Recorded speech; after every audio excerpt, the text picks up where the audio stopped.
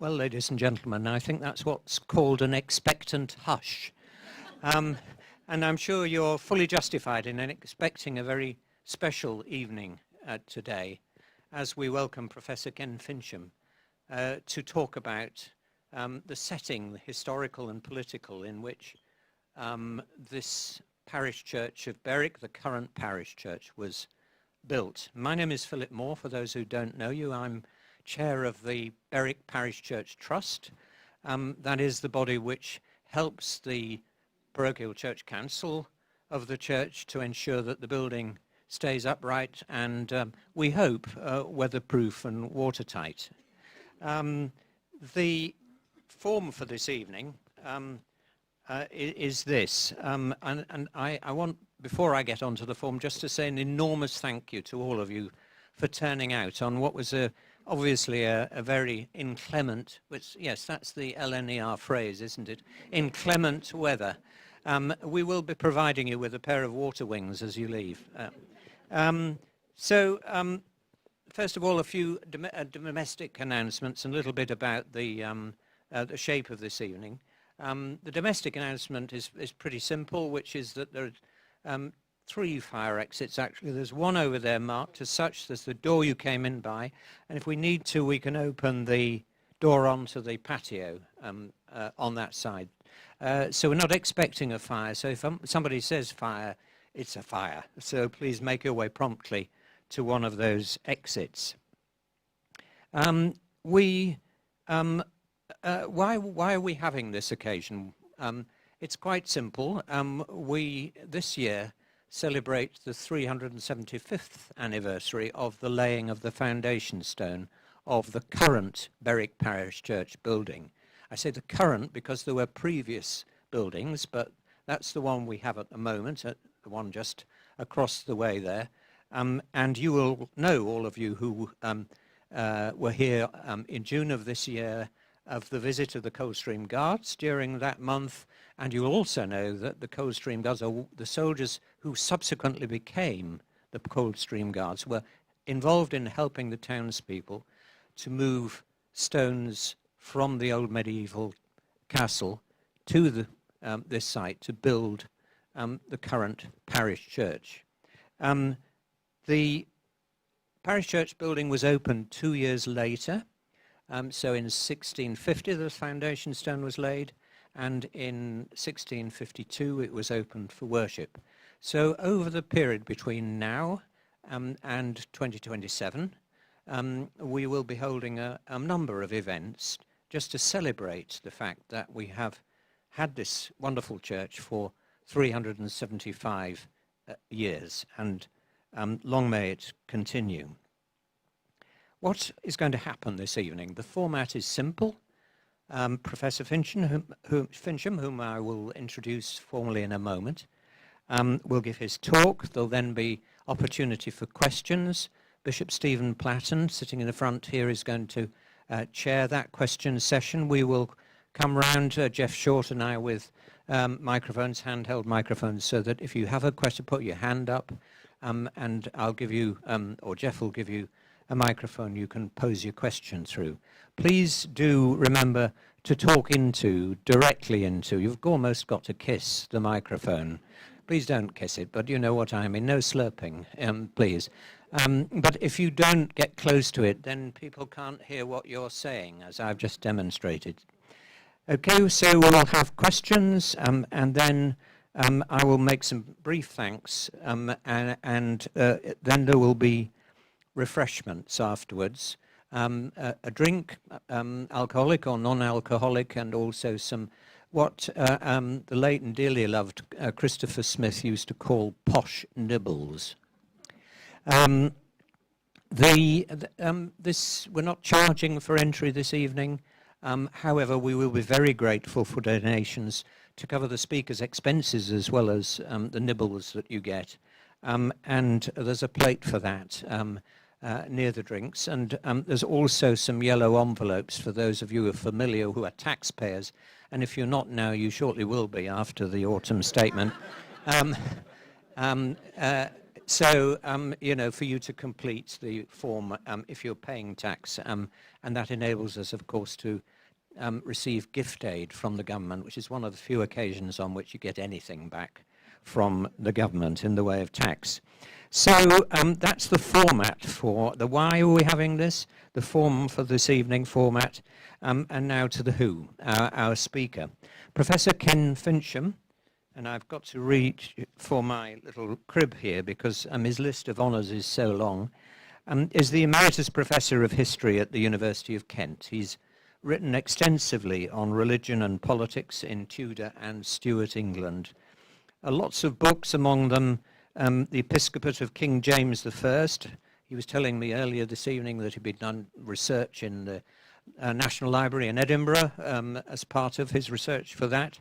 And also a book with Nicholas Tyack, Altars Restored, The Changing Face of English Religious Worship, and that's about how worship and buildings interrelate and affect and influence each other. He's a former vice president of the Royal Historical Society and an honorary fellow of the Historical Association. He's very kindly come up with his family from Canterbury to speak to us this evening, taking advantage of the half-term holiday to bring the family up too. So I wish we could have given you better weather for it, Professor Kenneth, but over to you to introduce your talk, if you will. Thank you.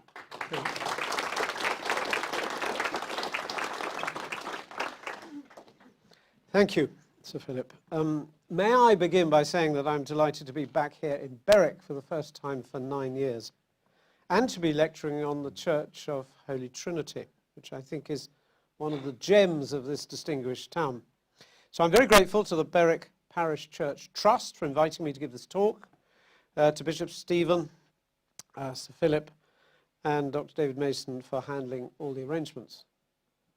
But I'm particularly gratified to see so many of you on such a night as this, because I know perfectly well you could have stayed at home, and if you were minded, see me online. So from this side of a lectern, there's nothing better than a full room. So thank you very much for being here. So my task, as we've heard already, is to provide some background and context to the building of Holy Trinity, which began 375 years ago in 1650. So my paper will fall into 3 parts.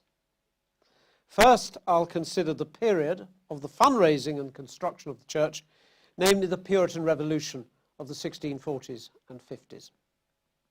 Then I'll discuss church building in the wider country during these years. And finally, although I'm straying slightly beyond my brief, to say something about Holy Trinity itself, and in what senses we may wish to call it a Cromwellian church. So let's start with the years 1640 to 1660. It was a time of war, upheaval and division in politics and in religion. England was the major player in 2 British civil wars from 1642 to 1646 and 1648 to 1651, which also engulfed Scotland and Ireland. As a strategic stronghold, Berwick played an important part in these wars, being held by royalists and by parliamentarians at different points. The eventual victors of both wars were, of course, the English Parliament and its military forces, the New Model Army. This led to the execution in 1649 of the King, Charles I, the abolition of monarchy, the abolition of the House of Lords, and the declaration of a British Republic. The New Model Army had become a political player from 1647 onwards.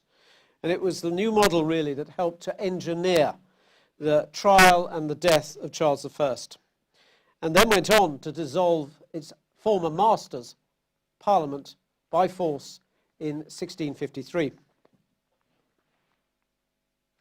So, a new head of state appeared, Oliver Cromwell, who was both a former MP and, of course, a very distinguished army commander. He became Lord Protector in 1653 and ruled until his death just under 5 years later in 1658. It's rather remarkable that in 1640, at the start of our period, Cromwell was a minor gentleman from the district of Ely and Huntington, and virtually unknown nationally. Just 13 years later, he'd become the unchallenged ruler of the country. And I think that's indicative of the change and the instability of these years. After his death in 1658, Cromwell's supporters fell out amongst themselves, with the result that the army, which had effectively killed Charles I in 1649, effectively restored his son, Charles II, to the throne in 1660. There was also turmoil in religion in 1640 to 1660. In the 1640s in particular, government by bishops was abolished. Worship according to the Book of Common Prayer was outlawed. And cathedrals, the deans and chapters that ruled them, and a host of church courts were also suppressed. William Laud, Archbishop of Canterbury from 1633, was executed in 1645 on charges of treason. And if you look at the top right there, you can see the White Tower, and in the front of that, a depiction of his execution. And I'll have to say more about Archbishop Laud in a moment. At the same time, that broad alliance of Protestants within the Church of England collapsed in the 40s. There emerged different groups, chiefly Presbyterians, Independents, Baptists, and most feared of all, the Quakers, each with their own agenda on worship and conduct, each with a different concept of England as a godly nation. Civil wars and the challenge to the established order also led to new ideas about politics and society. Thus, one influential group, the Levellers, wished to broaden the franchise so that more male householders could vote, and desired to make Parliament the servant of the people, not their master. The radicals in religion and in politics were often one and the same, wanting to purify the state and purify religion. Here was a revolution, and it was led by Puritans. Now, these troubles of the 1640s and 50s had some long-term causes. So let me discuss the one that is most relevant here, which is religion. And that requires the quickest of surveys of changes from 1558 to 1640. Now, as we all know, in the middle of the 16th century, England experienced a reformation of religion, with a rejection of Roman Catholicism and papal authority. Instead, England became a Protestant country with the monarch as supreme governor, which is the case still to this day, of course, who was in charge of religious affairs, which is less true today. Elizabeth I, Queen from 1558 to 1603, was a rather conservative Protestant. So that the English Reformation, as it turned out in the second half of the 16th century, was not nearly as thorough as it had been in some countries, such as Scotland. So in 1559, Elizabeth and Parliament broke from Rome for the second time in 30 years, set up the royal supremacy, and enforced worship using the Book of Common Prayer. Many of her subjects saw this as a very good first step and expected further reforms to follow. But thereafter, for 40 years, Elizabeth I steadfastly refused to countenance any further change, certainly in official policy. So the result was that critics of this Elizabethan church emerged very quickly.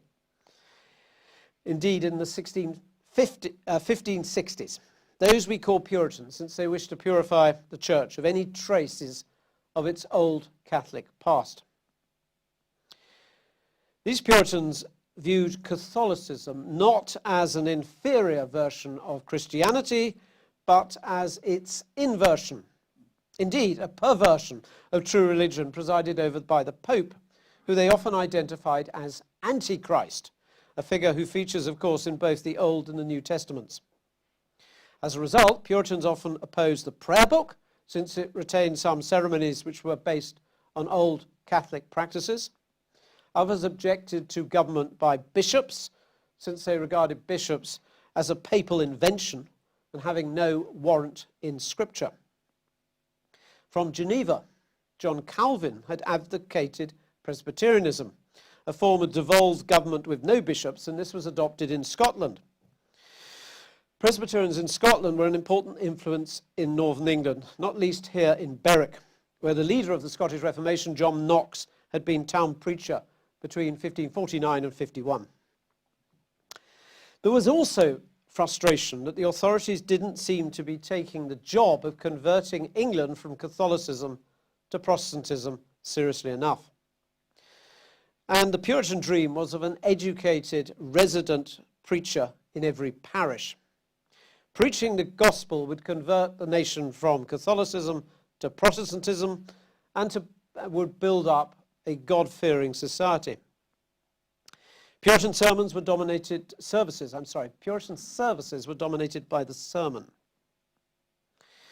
And Puritans preferred churches to be preaching spaces stripped of any images, such as stained glass or wall paintings, which they regarded as remnants of Catholicism, and at best, distracting from the worship of God. So it's fair to say that from the 1560s through to the 1620s, there were intermittent quarrels, on the one hand, between Puritan clergy and laity for a more reformed church, with what we might call the ecclesiastical establishment on the other. Those who were broadly content with the status quo and saw Puritans as troublemakers who put their conscience above their obedience to the law. Puritan ministers who refused to observe the ceremonies in the prayer book were sometimes ejected from their livings. And repeated attempts to try and reform the church through Parliament were often vetoed by the Crown. So what's going on here fundamentally, it seems to me, is we have different Protestant groups fighting for the control of the Church of England, which they wish to remodel in line with their vision of true religion. In the later 1620s, these tensions were intensified by the emergence of another Protestant group, whom we call Laudians, led by these two men. Charles I, of course, on the left, who came to the throne in 1625, and Archbishop William Laud. Both were dissatisfied with the character of Protestantism, not just in England, but in Britain. In England, they saw Puritans as the enemy, as a subversive fifth column in church and state, and they deplored the way that Puritan piety centred on the sermon. Berwick was a number of towns in the 1630s with Puritan preachers, in this case sponsored by the Godly Company of the Mercers in London. So Laudianism is partly anti-Puritan in its objectives and its drive. But more positively, Laud wished to restore what he called the beauty of holiness to churches. In other words, transform them into houses of God, in which divine service was celebrated with ceremony and reverence by the clergy and by its congregations. So churches were repaired, their furnishings upgraded, pews made of a regular height. For the first time since the Reformation, images of biblical figures were painted onto church walls. And here's a nice example just outside Milton Keynes. It's a chancel which depicts a series of prophets from the Old Testament. But the most controversial change in the 1630s was the return of communion tables to the top, the far end of the chancel, where they were placed long ways across the top and railed in. Why was that controversial?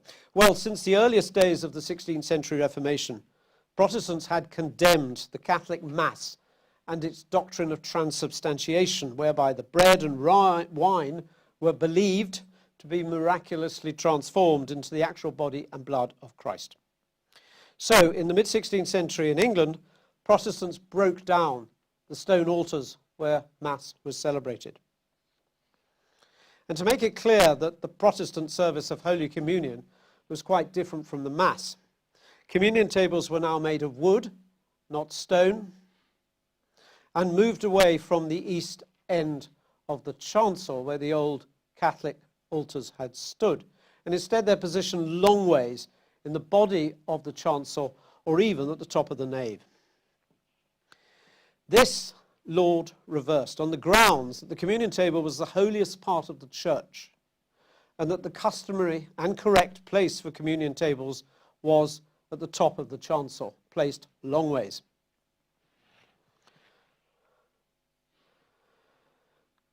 And here, as you can see, at Abbey Door in Herefordshire, a church refurbished by one of Laud's friends, Viscount Scudamore. It's the chancel of a Cistercian abbey, where the body of the nave was knocked down at the Reformation. Scudamore repairs the chancel, converts it into a Laudian holy space of a church.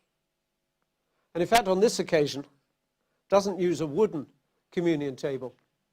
He uses the old Catholic stone altar, which a local farmer had been using for the past 80 years to cure his cheeses on. And you can see too the way that the altar communion table is surrounded on four sides by rails, making this the holiest part of the church in a very visual way. And indeed, Laudians began to call the communion table a Protestant altar for the first time since the 1550s. So preaching mattered to Laudians, of course, but their view was it should no longer dominate the service, and regarded sermons as preparatory to worship rather than worship itself.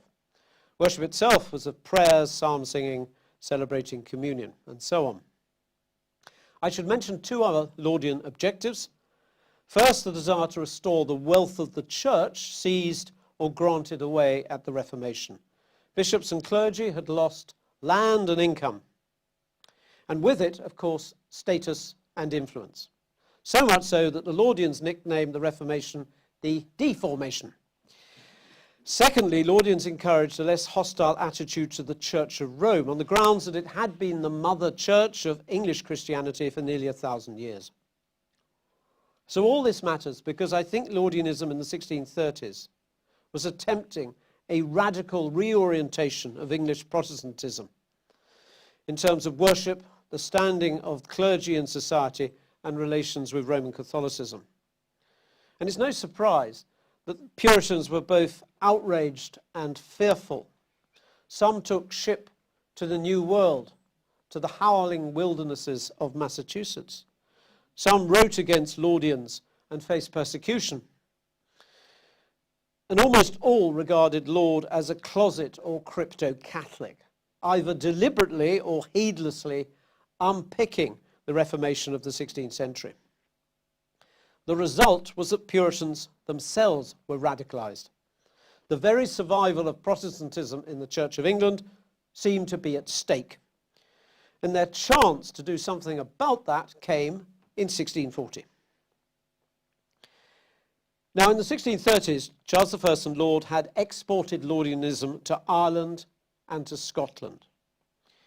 The introduction of a Scottish prayer book in July 1637 produced riots, political protest, and in 1639, war between the king and many of his Scottish subjects, who objected to what they regarded as the popery of Laudianism and the arbitrary actions of the king. The first war of 1639 was a stalemate, and a truce was agreed at the Treaty of Berwick. The second, a year later in 1640, was a victory for the Scots, who crossed into England, bypassed Berwick, captured Newcastle, and occupied the northeast of England. This was the crisis of Charles I's personal rule. He was forced to call Parliament and to make sacrifices, including Laud, who was imprisoned in the Tower and, as we've seen, eventually tried and executed. Laudianism itself collapsed across the country. Now, to Puritans, these events were providential, a God-given opportunity after 80 years of frustration to reform the English church and society along godly lines at last. The actual future of the Church of England remained unresolved when King and Parliament went to war 2 years later in 1642. A military victory allowed Puritans in Parliament to demolish the historic Church of England. So down went the royal supremacy, government by bishops, cathedrals and church courts, as well as worship by the prayer book. Religious war was declared on popery. That is to say, old popery, namely what was left of Roman Catholicism in terms of carvings and stained glass in parish churches, as well as the new popery of Laudianism, altars, rails, organs, and so on. There was a good deal of iconoclasm in churches, as altars, rails, organs, stained glass were destroyed, often by soldiers fighting for Parliament.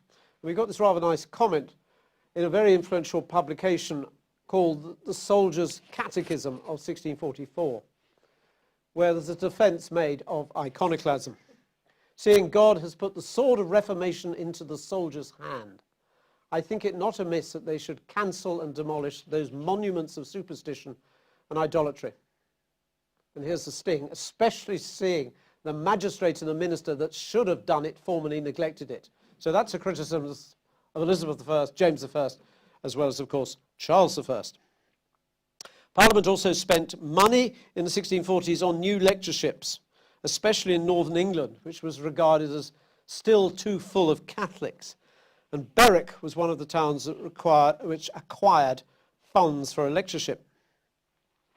At the same time, under the stimulus of the collapse of censorship and the unprecedented challenges to authority and old certainties, Puritanism broke up into competing groups, chiefly Presbyterians, Independents and Baptists in the 40s, to which we can add Quakers in the 50s.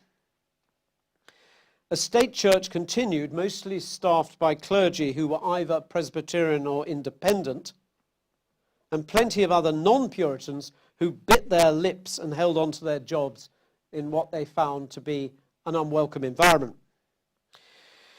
And only royalists and Laudians were ejected from their livings. So an awful lot of clergy were conformists who stayed in their jobs in the 30s, 40s, 50s, and indeed the 60s. So Puritan ideals were at long last put into practice. And the emphasis was on plain church interiors, with no religious imagery, no organ, no railed altar, but a simple communion table, no stone font, but a basin for baptism placed next to the pulpit. And it was the pulpit which was now the focus of worship and indeed church interiors. So in place of the Book of Common Prayer was a new directory for public worship. It says 1644 down the bottom. That's old style dating. This was early 1645. It was the antidote to the prayer book, since it wasn't a liturgy as such, but directions on how to worship and how preaching should be conducted. It described preaching as one of the greatest and most excellent works belonging to the clergy, and urged that sermons should be delivered painfully, plainly, faithfully, wisely, gravely, with loving affection, and in accordance with the truth of Christ. Clergy were encouraged to compose their own prayers. The intention was to get away from reciting printed prayers, which, it was claimed, had become too familiar to have any impact. But in practice, the requirement to pray extempore, week by week, some clergy found extremely taxing. Now, some of what I've said, I hope, will make sense a little later on when we talk briefly about Holy Trinity, Berwick. Let me move on to my second theme, church buildings in the 1640s and 50s. Holy Trinity, Berwick, has been described as, quote, the only parish church to be built during Oliver Cromwell's Commonwealth. Well, I don't think that's quite right. There were other churches built in the period, numbering more than a dozen or so if we include private chapels. A few were rebuilt to make good damage incurred in the civil wars. Examples would be Tainton in Gloucestershire, Brampton Bryan in Shropshire, and in the same county, Stokesay. The nave here was reconstructed in the 1650s, and the tower added later in the 1660s. Several new churches and chapels are associated with the redoubtable Lady Anne Clifford, Countess of Pembroke. In the 1650s, after nearly half a century, she finally obtained her inheritance in and around Appleby in Cumbria. and then set out to preserve and improve it, including building or repairing several churches and chapels. Another wealthy patron was Sir Robert Shirley, who in 1653 began building this chapel of Staunton Harold in Leicestershire on a scale which makes it look rather like a parish church, not a chapel. Shirley was a royalist and an opponent of the Puritan Revolution. Indeed, he died a prisoner of Cromwell in the Tower of London in 1656. And I think his chapel, built in a traditional Gothic style and outline, was a defiant statement of his support for the old order. And as a famous inscription over the entrance to the church, put up in 1664 when the project was completed. In the year 1653, when all things sacred were throughout the nation either demolished or profaned, Sir Robert Shirley, Baronet, founded this church, whose singular praise it is to have done the best things in the worst times. That's a very famous phrase. And hope them in the most calamitous. Now, it may, of course, have suited royalists like Shirley to depict the 1650s as a time of demolition and profanity. But clearly, as we are seeing, churches were being built or restored in that decade. If we move to the southwest, there is the remains here of the church of Charles Church, Plymouth. Planned in the 1630s, built in the 1640s, completed in 1657. The tower is early 18th century. It's a rather remarkable exercise in decorated Gothic. Note the chancel. And equally remarkably, it's dedicated to Charles I long before his execution. So, as you know, we've got lots of churches. In fact, they're right across the world. There's even one in Japan dedicated to King Charles the Martyr. This, as far as I know, is one of the very few churches dedicated to Charles. Not Charles, St. Charles, not Charles, King and Martyr. I might also warn you, it's quite perilous to visit, because you may be able to tell from the image that it sits in the middle of a busy roundabout in downtown Plymouth. Now, one important feature of the internal arrangements of churches in the 1640s and 50s, which I haven't yet mentioned, is the erection of galleries to accommodate more people to listen to sermons. So a good example in a church built long before the Reformation and changed in this period is St. George Tombland, which is straight opposite the entrance to Norwich Cathedral. In the 1640s, this became the principal church of the Independents or Congregationalists in Norwich. Galleries were put up on the north and south sides, but also across the east end. In other words, directly over where the Laudian altar had been placed in the 1630s. This was a quite deliberate rejection of Laudian ideals. And indeed, after the return of king and bishops in 1660, parishioners consistently blocked moves to have that eastern gallery taken down until the late 1670s. As for the pulpit, in the 1640s, it was placed in the centre of the church. So there's no belief here in areas of special holiness in the church. Rather, the holiness was not in buildings or objects, but in true believers, in God's elect. Similarly, Littlecott Chapel in Berkshire was constructed in the 1650s. And as you can see, it has galleries on the north and south side. No gallery on the east side, but a communion table galleries on the north and south sides. No communion table at the east end, but a panelled pulpit with a sounding board above. And it's an arrangement which, in fact, mirrors the layout of certain churches in Scotland and mainland Europe. And finally, here's an instructive example. Carsington Church in Derbyshire, rebuilt in 1648. Externally, it had no tower or steeple, nor a projecting chancel. Internally, there was no separate area designated for the communion table. Indeed, the table was originally placed in the parson's barn with the parish beer placed on top. until a local gentleman created a space in the southeast corner of the church and built seats round the table. Though Puritans took the sacrament of Holy Communion very seriously, for a variety of reasons it was not much celebrated in the 40s and 50s, for reasons I can outline after this lecture if anyone's interested. And so finally to Holy Trinity, Berwick. As we know, building began in 1650. It opened for worship 2 years later, while not yet complete. My purpose is not here to rehearse the history of the building, which I understand will be the subject of another lecture, but to make some links between the general context I've been sketching in and the church itself, and also to share with you a couple of minor discoveries. Now, Holy Trinity is usually described as a Cromwellian church, not just in the sense that it was built during Cromwell's ascendancy, but also that Cromwell himself may have had some role in influencing the austerity of its design. Like Carsington in Derbyshire, it had no tower, no steeple, no bells, no chancel, no organ. Now, Cromwell was twice in Berwick, in 1648 and 1650. The second occasion just as the construction of the church got underway. At Berwick on the 21st of July, 1650, Cromwell listened to a sermon preached by John Owen, a very distinguished leader of the independents.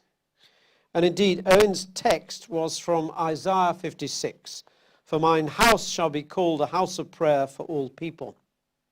Now, I was rather excited to discover that here was Cromwell listening to a sermon about church building in Berwick in 1650, at precisely the time when the building of Holy Trinity was getting underway.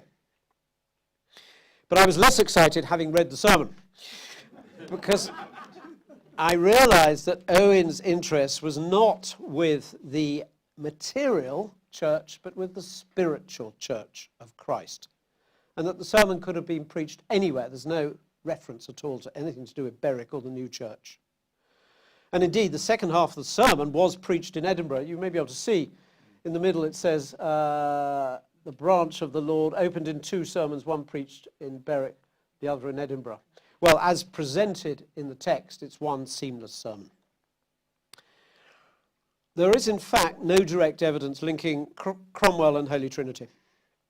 And it seems unlikely that Cromwell did trouble himself with the design, since on each visit he was preoccupied with the threat of royalism in England and Scotland. Thus, in September 1650, just 5 weeks after passing through Berwick, Cromwell won what's probably his most famous victory at the Battle of Dunbar, when he defeated Scottish royalists who outnumbered him 2-1. Professor John Morrell, editor of the new edition of Cromwell's Correspondence, shares my scepticism about Cromwell's influence on the church. It seems much more likely that the absence of a steeple and a chancel merely reflected the Puritan preferences of the period, which we've already noticed elsewhere. The wish to build a new church in Berwick went back to the reign of Elizabeth I. In 1584, the mayor and corporation petitioned the Queen for a warrant or brief to collect money to build a new church. They claimed that the old church had been dismantled in Henry VIII's reign for the use of fortifications, and that the present church was very small, cracked and ready to fall, not able to hold a sixth part of the congregation, with the result, quote, that in time of God's divine service, the greater sort of people do bestow themselves in alehouses and other places. And when they are taken and presented before the authorities, they altogether excuse themselves for lack of room in the church. Now, it seems that the corporation's appeal fell on deaf ears. James I, Elizabeth's successor, promised to address the matter, but again, nothing transpired. And it was only in July 1641, on the eve of civil war, that Charles I gave permission for a national campaign to raise money for the new church, though only to run for 1 year only.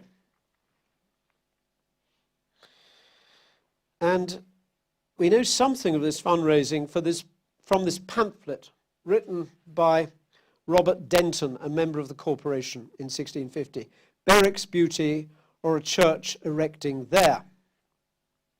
And note the appropriate scriptural text in the centre of the title page.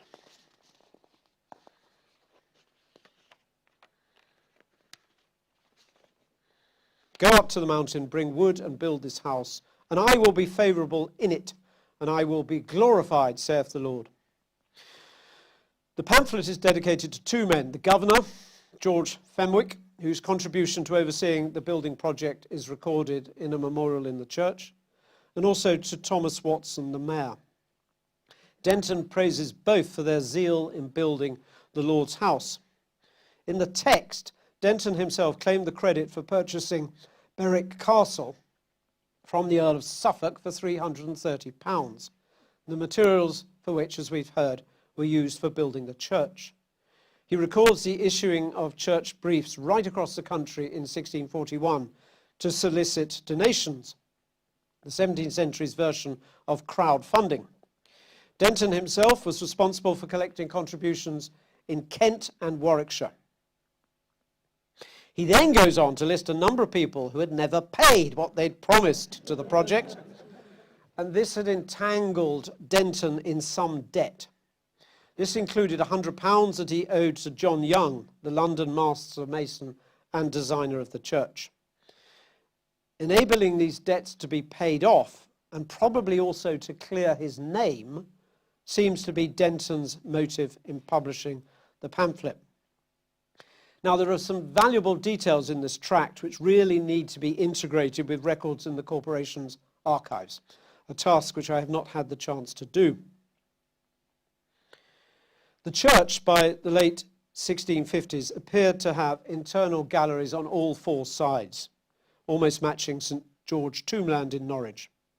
And we may assume that the pulpit was prominently placed in the centre of the nave, accompanied with a basin for baptism. One of the early occupants of the pulpit was the parish lecturer Thomas Danson in 1654. From 1656, the vicar was Luke Orgel, and in 1661, the lecturer was Nicholas Rissell. Though their sermons haven't survived, we know all three were committed Puritans. In 1660, Charles II was restored, and by 1662, the old order of bishops and worship according to the prayer book had been re-established. And so it's striking that all three, Danson, Orgel and Rissell, left the ministry of the Church of England at this point. To return to the church itself, we don't know where the communion table was positioned. Perhaps it was tucked away under one of the galleries and brought out for the occasional celebration of the Eucharist. Certainly there was no chancel, and it's often stated that the new Bishop of Durham, on his first visitation in 1662, this is John Cosin, inspected the church and ordered that a chancel be erected and that the gallery at the east end be removed. As you may well know, the parish dragged its feet, and the chancel was only erected in 1855. But the standard view that Cosin consecrated the church in 1662 is unlikely to be true, since he evidently saw its internal arrangements as disorderly. And in fact, the church seems to have been consecrated only in 1676 by Cosin's successor, Bishop Nathaniel Crewe. As for the Puritans in the congregation, it's very likely that in the years after 1662, some sat tight and adjusted to bishops and prayer book, while a minority refused to attend Anglican services and left the Church of England, just as was happening right across the country. So let me draw this lecture to a brief conclusion. Holy Trinity was by no means the only church built in the 1650s. Its design had probably little or nothing to do with Oliver Cromwell. But the absence of a chancel, steeple and organ, the presence of galleries on all four sides, speaks to the preferences and priorities of Puritans, who enjoyed a brief ascendancy in the 1640s and 1650s. We can't really understand Holy Trinity without reference to the Puritan revolution of these years, which in turn was a violent reaction to Laudianism of the 1630s, as also an expression of pent-up frustration going back to the 1560s. 1662 was a decisive moment in the history of the Church of England, with the creation of Protestant dissent, which could not embrace the new modelled Anglicanism. But Holy Trinity Berwick was part of the state church. Unfortunately for us, so it remains. It's a marvellous building, and I'm very pleased that it is evidently so cherished by its community. If there was, and there may well be, a Friends of Berwick church group, then you must sign me up after the lecture.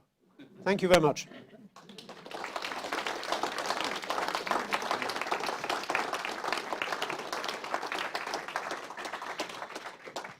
Well, that's shattered a few of my illusions about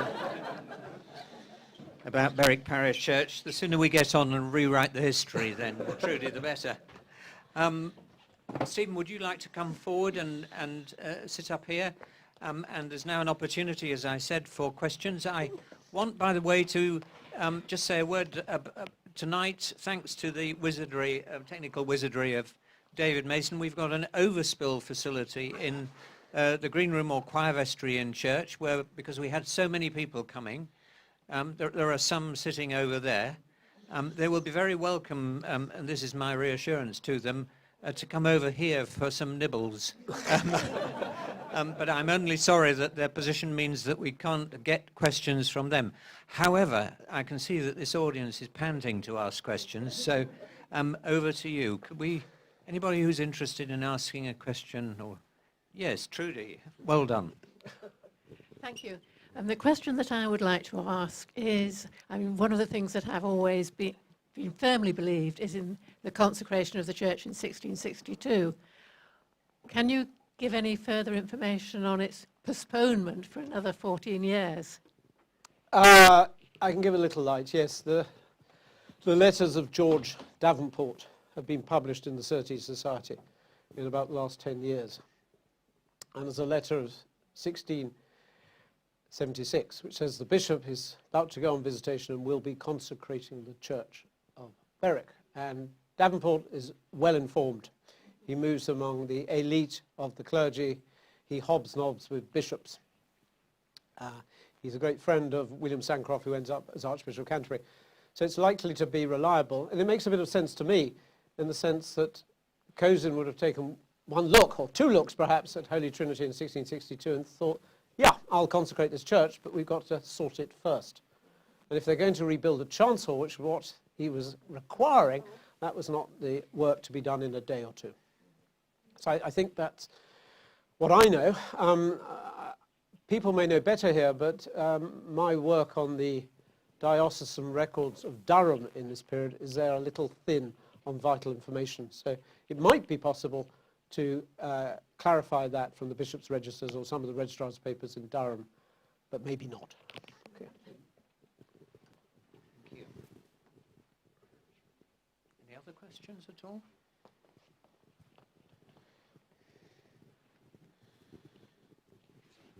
It's just to back a comment that you made, that the chancel is definitely added at a much later time, in the fact that you can actually see this difference in stonework.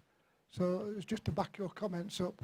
Thank you very much. Yes, I mean, we've got quite a lot of evidence, haven't we, when it was built. Yes, which is always good to have. Yes, thank you for that. At the back. Just wait for the moment for the mic, if you would, Peter. Have you any information about what happened to Luke Ogle after he left? We have evidence that one Gilbert Lorry was working with him here, who became Presbyterian minister at Hutton, just over the border. Yep. Well, there's an awfully useful volume produced in the middle of the 20th century called Calamy Revised by A.G. Matthews. And I can't remember the details, but I certainly read it last week. There's quite a full entry on his post-1662 history, so I think you'll find that very useful. So it's Matthews, Calamy Revised, C-A-L-A-M-Y. You never go away from a lecture without some homework. Did I see Anne wavering around here at all? No? Any other questions that anybody wanted to put? I'll have a go. Yeah, Jeff. Yeah, Christopher Hill, in his book, The World Turned Upside Down, talks about this period as being as it says in the title, Yep. completely turned upside down. But he comes from a Marxist perspective, and was it religious radicalism that fed into the political radicalism, or was political radicalism feeding into religious radicalism? And in that, what was the role of the levelers and diggers? Okay, thank you. Small question, Mum. Christopher Hill's book, it's a wonderful and important study, but it's just talking about a very small number of people, which doesn't mean, of course, that small numbers can't have quite an important influence, not least by putting the wind up others in authority, or those who pressurize others in authority. If we think where it all began in the causes of the English Civil War, those who fought against the king tended to be the godly, and they tended to accept the idea of a popish conspiracy theory, whereby the king had been influenced by those who wished to undermine Protestantism, like Archbishop Laud, but also the traditional way of ruling, of a king ruling with Parliament. And the point is, it was both reinforcing it. So it was the idea that these malign forces were a threat to the religion and the state. So it's sometimes not very helpful to draw that sharp distinction between what's politics or political persuasion driving religion and the other way around. Because very often where you have a king who's also head of the church, the two are inevitably mingled. But it's interesting that some of the most radical ideas about what to do with Charles I emerge in Puritan circles in London as early as 1643. One of them being, he should be our servant, not our master. And the next one being, well, really, do we need a monarchy? Which is extraordinary in 43. By 47, 48, 49, it's increasingly common. So I talked about the divisions among the godly breaking up into independents, Presbyterians, and so on. But one can talk about divisions too on politics. So Cromwell, of course, ends up fearing the levellers and seeing them as a nuisance and having some of them shot in Burford churchyard for disobedience. And he does see them as a threat, that they have their views, they have supporters in the army. They may take the law into their own hands.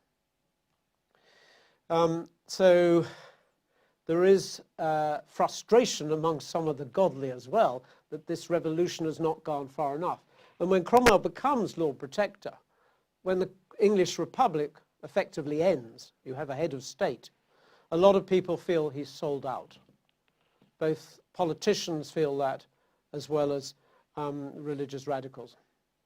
That he's betrayed the cause, what they call the good old cause, that they had all fought for in the 40s. It was never to put a provincial squire on the throne, which is effectively the role Cromwell occupies. So I hope that goes some way to answering your point. Thank you. Yep. Yes, Jerry. How pleased do you think Archbishop Laud would have been to see the latest King Charles praying with the Pope in Rome this week? And do you think he would have been surprised that it's taken so many centuries for it to actually happen?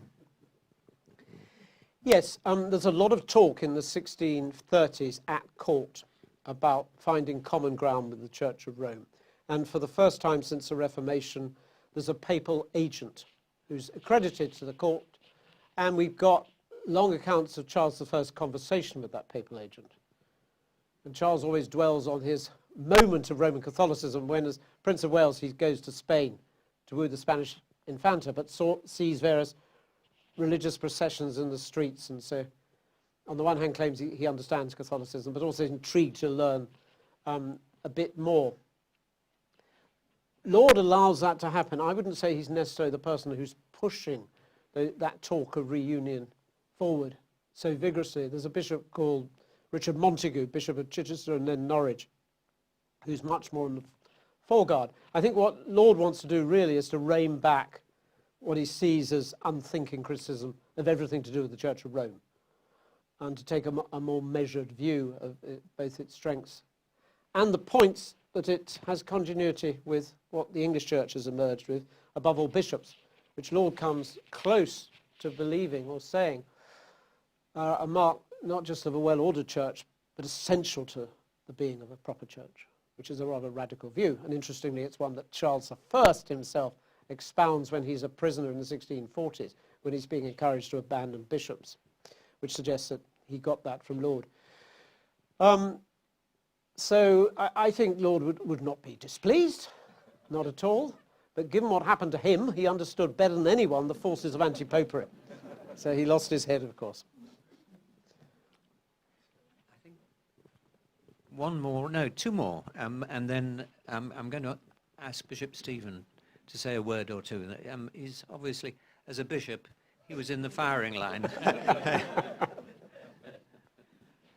Quite early in the talk, quite early in your talk, you mentioned the Quakers as being particularly troublesome. Yep. Could you expand a bit on that? Yes, it's very interesting because, I'm sure there's some Quakers here today. They're wonderfully respectable, good, worthy people this day. When they were born as a movement in the 40s and 50s of the 17th century, they were quite the opposite. They were militant in their evangelism. They spread their version of the truth by going into churches on Sunday morning when service was going on and denouncing the service, denouncing the vicar. They were trying to shock people out of what they saw as their spiritual complacency. So, of course, they get attacked, beaten up, locked up, and then they write little pamphlets or one-page summaries of their views, and their friends post them all around the town. So if your town was hit by Quakers, it was a difficult experience. So it's partly their evangelism. It's partly the way that they won't take oaths, they won't take off their hats before social superiors that was seen as challenging. But for many of the godly, the most challenging aspect was the way that they emphasized the Spirit of God within each of us and downgraded preaching. There is no liturgy, there is no service, there is no minister, there are no sacraments. This seemed a very radical move that needed to be controlled.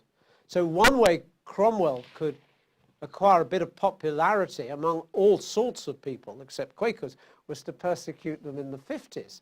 But he would meet leaders of the Quakers like George Fox and think, yes, the Spirit of God's in him. He's one of us, really. So Quakers under Cromwell tended to be imprisoned and then let out in the hope that no one would notice. And that's this. So their embrace of pacifism really happens in the later 17th century. Charles II is much entertained by Quakers, but ends up persecuting them as much as his predecessors. We've got one more here, and then we'll call it. You were talking about the levels of destruction Yep. in various churches. And I came across an example some years ago, which I thought was quite extreme even for their level. Both our children attended Winchester University, and we made a number of trips into the cathedral there, where, of course, a number of the Saxon kings are buried in sarcophagi, which are up on ledges high round the cathedral. And the story we were told when we were there was the Puritans came in with long poles, pushed down the sarcophagi, kicked all the bones of all these kings like Alfred and Ethelred the Unready round the floor. And when they gathered them up, they couldn't tell which were which. They just had to bundle them back into various boxes and put them back again. Was that a normal reaction, or was that just a really extreme example of the destruction they would go to? I think it's fairly extreme. But, when you've got the Spirit of God within you, and, you're driven by the desire to establish good government, a godly society, you strike out in unpredictable ways. And it sometimes suggests a little drink helps too. But the interesting thing about Winchester is most of it is preserved, in fact, because the story is that the Cromwellian officer in charge of the troops that went into Winchester Cathedral was a Wycomist. So he stood guard over William of Wykeham's tomb, the founder of Winchester College, saying, try me, go no further. So yes, but that's a really interesting point. Thank you. I'm going to invite Stephen Platten now to say a word in defence of bishops. Well, I don't think I could do that at all because we're indefensible most of the time. But if I could just ask a couple of questions. Of course. I mean, one of the things that struck me in what you were saying about the sort of background thing, which I thought was extremely helpful, painting the picture not just of Charles I, but going further back. Is that better? Yes. I think I might do better if I just spoke like that, actually. No? Anyway, well, first of all that I've read about Elizabeth I, and most recently Lucy Wooding's book, paints this extraordinary picture of both great inner strength in her, but also political sort of common sense that got her through that 40 years or whatever was her reign. And therefore what we have been hearing happened in the 1640s and 50s didn't happen then. And then I haven't yet read Claire Jackson's book on James. I've only just got it this week. But I don't know what she says about James I. But is it the case, do you think, that if I'm really wondering how inevitable what happened in the 1630s and 40s was? Had they so buttoned down the hatches, so to speak, that at some point this was going to erupt, or could it have been that if someone equally politically astute to Elizabeth and James had succeeded to the throne, it might have stopped? Thank you. Yeah, so there are one or two moments between, let's say, 1558 and 1640, where a broadening of the Church of England, concessions to Puritan critics was possible. One period is under Archbishop Grindal in the 1570s, although I'm not sure that would have worked at all because Elizabeth would have said no, but at least he's in favour of rapprochement. And then at the beginning of James I's reign, when he calls the famous conference at Hampton Court in 1604 and invites a Puritan delegation and listens to their complaints, and for a variety of reasons comes to think there's nothing much to them. So he does, of course, authorise a new translation of the Bible, the King James Bible, but that's often seen as a missed opportunity. And arguably the next one is 1660 to 62, when Charles II comes back and is extremely indebted to Presbyterians, clergy and merchants in the City of London for his restoration, and so wants to comprehend them, as it's called, widen the demands of the church to accommodate their scruples. No, I think in Elizabeth I's reign we've got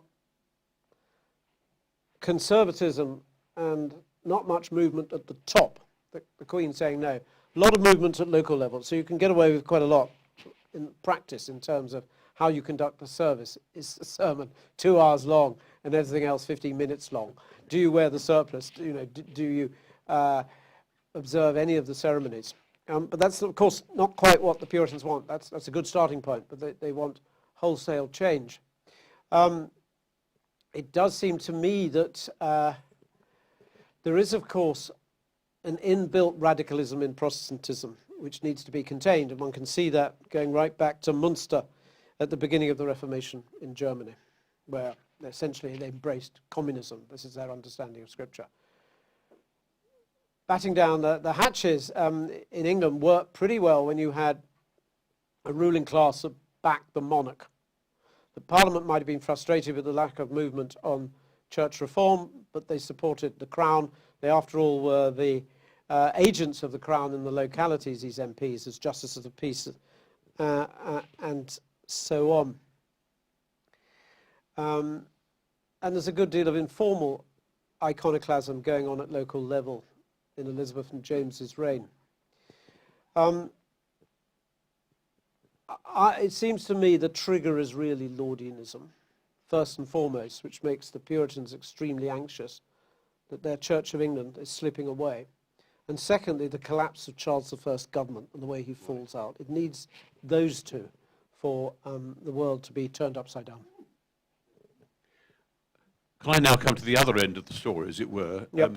You mentioned the fact that it was, in fact, parliamentarians who, in the end, brought back Yep. the king.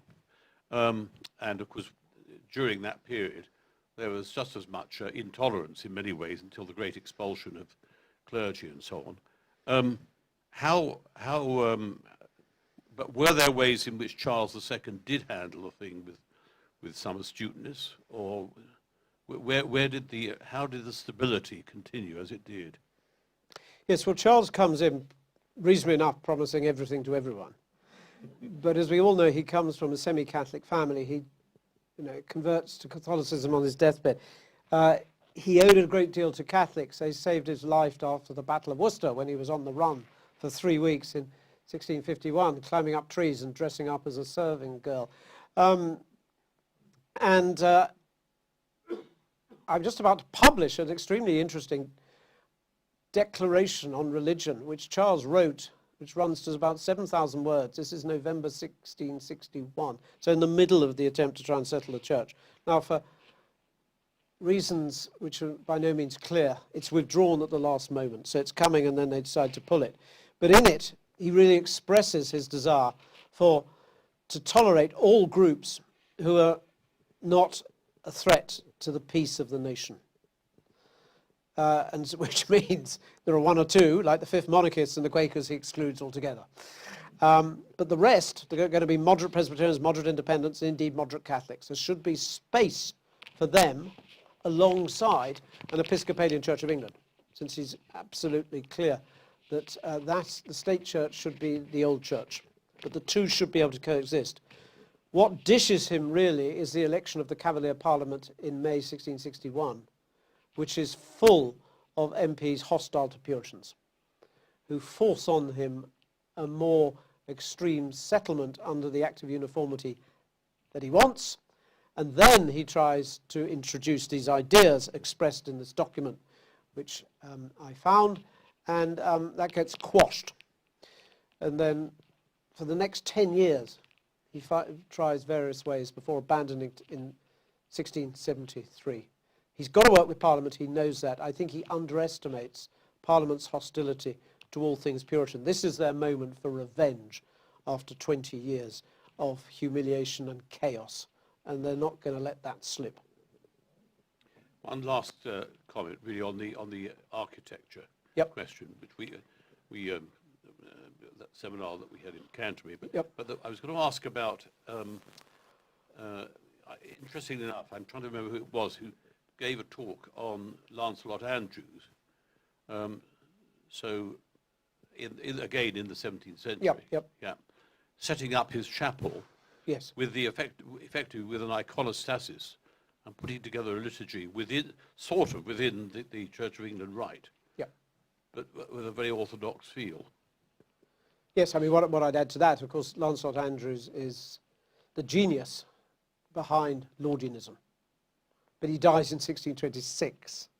And it's only when he's dead, within about a week, Charles I turns to Laud and says, "Will you be the next Archbishop of Canterbury?" So I think he'd actually lined up Andrews to succeed. As it was, the Archbishop of Canterbury, unobligingly, lived for another 7 years. So Laud didn't get his hands on power until 1633. But yeah, private chapels are one thing. But I think what Andrews more importantly says in his sermons about the nature of worship and what God's house should be like and why ceremonies are not just take it or leave it. They're significant in the worship of God. That had a great influence on Laud and his allies and his following. It still has an influence now on the Church of England. Yes, yes. Over to you, Philip. Thank you very much. Thank you to both our speaker, Professor Fincham, and to Bishop Stephen. And the debate goes on. You can see 400 years or however many almost it is. Indeed, 400 years. It's the echoes of these discussions continue over the years. Indeed, your account of the monarch, Elizabeth I, for example, didn't sound very different from the politicians of today, especially when they promise a lot and don't then deliver on it. So just a few thank yous from me, if I may. First, I'd like to thank David Mason and Peter Bistrom. Peter is manning the overspill facility in the green room. David has very kindly been putting up the slides and has arranged this overspill feed, and is also going to put the recording of the lecture on the parish website, so that you'll be able to access a parish YouTube site, which you can get the address from on the parish website. So it'll be available in future if you want to revisit some of the things that have been said. I want to thank Joyce Guthrie, Charles Borthwick, and all those, Sarah Jane and many others, Christine, who've contributed towards the nibbles, which we're about to enjoy. And above all, I want to thank all of you for coming this evening and making this such an interesting occasion. Without your presence, it would not have been anything like as interesting, and nor indeed would we have managed to survive with all the nibbles that would have been left afterwards. So in a moment, I'm going to say tuck in. For the moment, what we will try to hear a few things about how we can organise. A lot of people, a lot of chairs, not much circulation space. Some people will want to remain sitting. Other people might want to be able to move around. What we will try to do is this. The first, I'd encourage you first of all, if you want to, if you don't want to remain sitting but you want to mingle, well, let's get the chairs up at this end. You know, just bring a chair or give a chair to me, and I'm sure Jeff Short will help to get chairs out of the way so we can create more movement space, because I don't want to push you all outside into the rain outside. Please do get your drink first, and then we will circulate with the nibbles, okay? So don't, I think that's what's intended. I'm looking over. Yes, I'm getting the thumbs up side. So we'll circulate with the nibbles, but the drink is at the back there, and I remind you that your donations will be very gratefully received, and if you pay tax, then please do fill in a gift aid envelope, which you'll find a pile of on the table there. So thank you all for coming, and bon appetit.